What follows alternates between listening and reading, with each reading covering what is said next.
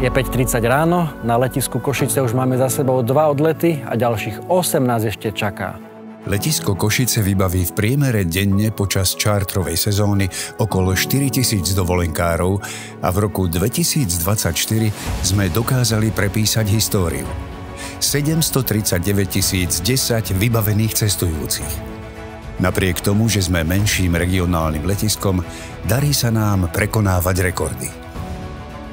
Dnes sa zameriame na ľudí, ktorí dennodenne vynakladajú úsilie pre bezproblémový chod letiska. Naši skvelí zamestnanci. Posúvanie sa vpred a prekonávanie rekordov by nebolo možné bez ich každodenného nasadenia a obetavej práce.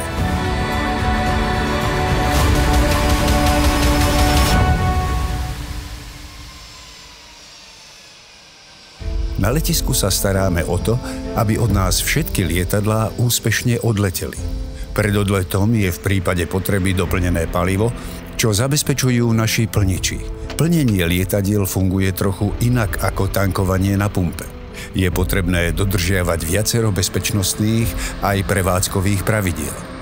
O batožinu našich cestujúcich sa starajú manipulační pracovníci, ktorí denne spracujú stovky kufrov. A áno, aj ten váš. Napriek tomu, že hneď vedľa batožinového pásu sa nachádza náš pracovník oddelenia stratenej batožiny, faktom je, že na košickom letisku sa kufre strácajú len veľmi výnimočne. Ak náhodou v dôsledku prestupných letov naozaj dôjde k strate či poškodeniu batožiny, sme pripravení pomôcť. Zatiaľ, čo naši zamestnanci bojujú s batožinou, vo verejnej časti terminálu sa to začína naplňať cestujúcimi.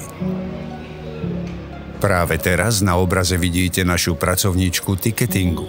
Jej úlohou je pomôcť cestujúcim s kúpou či zmenou letenky, ale aj ďalšími službami. Ďalším oddelením, na ktoré sa dostanete hneď po príchode na letisko, je check-in. Aj my sme tu. Áno, ani na vás samozrejme nezabúdame. Aj vďaka našim manažérkam čistoty sa v termináli cestujúci cítia príjemne. Teraz sa vráťme k check-in agentovi. Dobrý deň, cestovné doklady vás poprosím. No, vyber pasy. Aké pasy? Však ty si mal zobrať pasy? A keď som zamkila, som ti vravala. Raz sme tu mali párik, ktorý sa kvôli zabudnutým dokladom takmer rozviedol. Takže vidíte, je to naozaj veľmi rozmanitá práca. Ty stále musíš zabudnúť všetko. Ak už majú naši cestujúci v rukách svoju palubnú vstupenku, ďalším krokom je bezpečnostná kontrola. Po kontrole čakajú na lietadlo tradične pri svojich gejtoch. Pre všetkých fajnšmekrov, ktorí si chcú užiť špeciálny zážitok z cestovania, máme otvorený biznis salónik. Ahoj Juraj, no čo ako? Aj ty práve teraz oddychuješ? Čo si, však tu je vždy čo robiť. Teraz napríklad sa nachádzam pri veľmi špecifických zamestnancoch nášho letiska. Úlohou biologickej ochrany letiska je minimalizácia možností stretov zvierat s lietadlami cez sledovanie biotopu alebo spoluprácu s poľnohospodármi v okolí.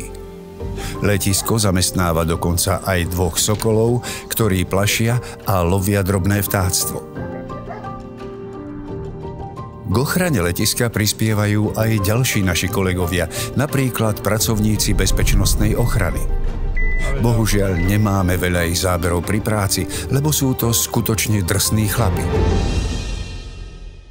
No dobre, niečo nám predsa len dovolili natočiť. Muži z ochrany letiska. Naša bezpečnosť je ich prácou. Ďalšou nevyhnutnou zložkou letiskového tímu sú naši hasiči. Tvoria najpočetnejšie oddelenie a pri práci im pomáha profesionálna technika, vrátane najmodernejšieho vozidla Ziegler s podvozkom 6x6 a čerpadlom s výkonom 8000 litrov za minútu. Haló, 1, 2, 3. Ivka, to si ty? Áno, tu je dispečing, už to preberáme my. Letiskoví dispečeri dostávajú lietadlá bezpečne do vzduchu a pri pristávaní späť na zem. Nespolupracujú len s pilotmi a riadiacou vežou, ale aj s ostatnými prevádzkovými zložkami na letisku. Ich bezprostrední susedia pracujú na oddelení vyvažovania lietadiel, ktoré poznáme aj ako stowing. Kolegovia komunikujú s pilotmi a posádkami. Ich prácou je zabezpečiť, aby boli lietadlá správne vyvážené. Sergej, vašou úlohou je dobre vyvážiť lietadlo na odlet. Dokážeš vyvážiť aj toto pero? Áno. Ešte raz. Dobre. Náš kolega z General Aviation má pod palcom všetky lety mimo pravidelnej komerčnej dopravy. Jeho práca je naozaj pestrá.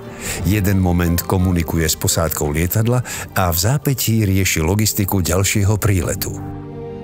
Práve sa nachádzame v administratívnej budove letiska, kde sídli právne oddelenie, personálne, marketingové a tiež účtovné oddelenie.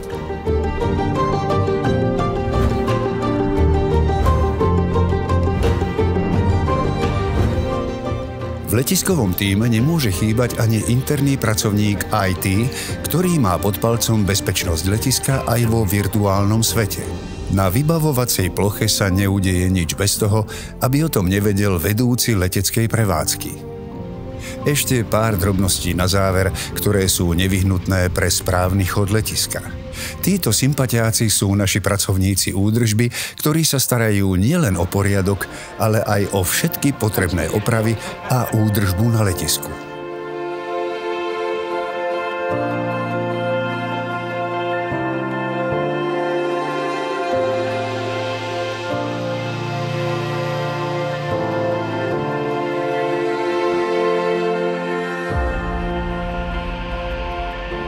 Práca na letisku sa nikdy nezastaví. Fungujeme 24 hodín denne, 7 dní v týždni a za každého počasia. Často to býva nesmierne náročné, ale byť súčasťou tímu, ktorý spája východ Slovenska so svetom, je skutočne špeciálny pocit.